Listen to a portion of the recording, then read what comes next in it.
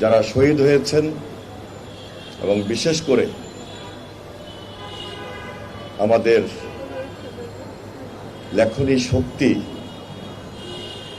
লিখতে গিয়ে যে সকল সাংবাদিক ভাইয়েরা শহীদ হয়েছেন, আমি তাদের প্রতি গভীর শ্রদ্ধা নিবেদন করছি এবং তাদের পরিবারের প্রতি সমবেদনা জ্ঞাপন করছি। দীর্ঘক্ষণ অনেকেই বক্তব্য রেখেছেন, দাবি সম্বলিত বক্তব্য আপনাদের পক্ষ থেকে উত্থাপন হয়েছে। আমি শুধু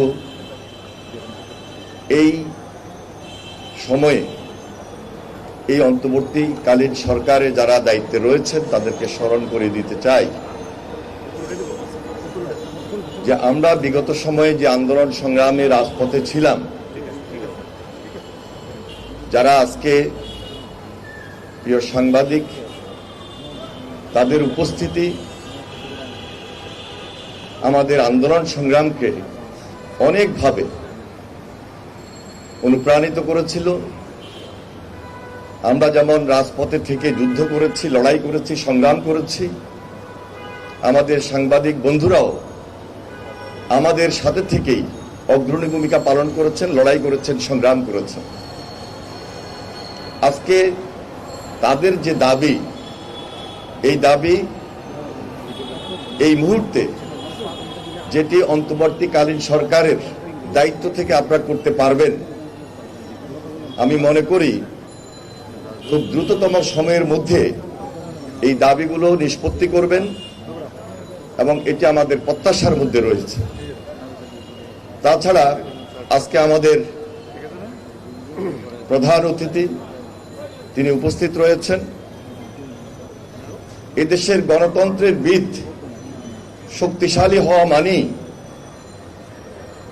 আমাদের দেশে আমাদের সাধারণ মানুষের যে ইজ্জত, যে সম্মান, সেটি বাড়িয়ে তোলা।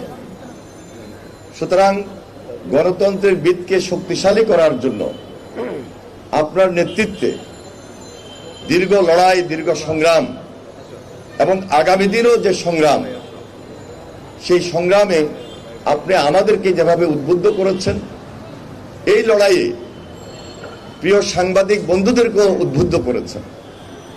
সুতরাং গণতন্ত্রের এই ভিতটাকে আরো বেশি শক্তিশালী করে আমরা যেন তার রেজাল্ট নিয়ে আসতে পারি, সেজন্য আরেকটি কঠিন পথ আমাদেরকে পাড়ি দিতে হবে।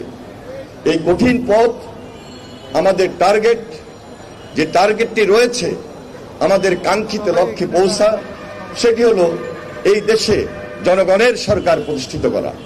জনগণের সরকার যদি প্রতিষ্ঠিত হয়, আজকে এখনো পর্যন্ত রাস্তায় আমরা যে সকল অনিয়ম দেখছি, ইনশাল্লাহ এই অনিয়ম দূর হবে, অনিয়ম থাকবে না, জনগণের হাত শক্তিশালী হবে, তথা আপনার হাতকে শক্তিশালী করার মধ্য দিয়ে আমরা এই দেশে একটি গণতান্ত্রিক সরকার, একটি জনগণের সরকার তথা বিএনপির নেতৃত্বে এই দেশে একটা সুন্দর ভবিষ্যৎ সরকার গঠন করতে চাই।